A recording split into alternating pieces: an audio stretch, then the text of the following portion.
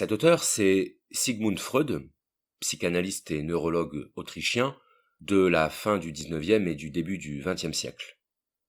Freud est considéré comme le fondateur de cette nouvelle discipline qu'est la psychanalyse à la fin du XIXe siècle, et je précise d'emblée que la psychanalyse n'est pas considérée aujourd'hui comme une discipline scientifique.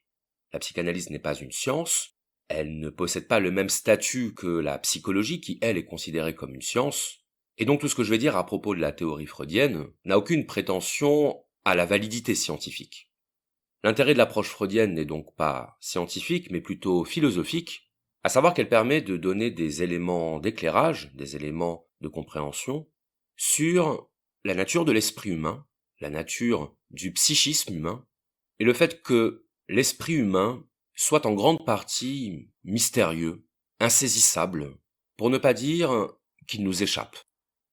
La révolution freudienne a consisté à dire que, contrairement à ce que l'on pensait, l'homme ne se connaît pas. Contrairement à notre intuition, contrairement à notre impression immédiate, nous ne savons pas ce qui se passe dans notre esprit. Nous ne savons pas ce qui se passe à l'intérieur de nous, c'est-à-dire en deçà du conscient, en deçà de ce qui apparaît, de ce qui se manifeste explicitement à notre conscience.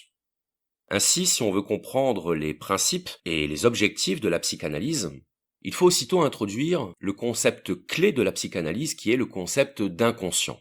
Il n'y a pas de psychanalyse sans le concept d'inconscient. Et cette notion d'inconscient va constituer une véritable révolution épistémologique dans l'approche et la compréhension de la psyché humaine.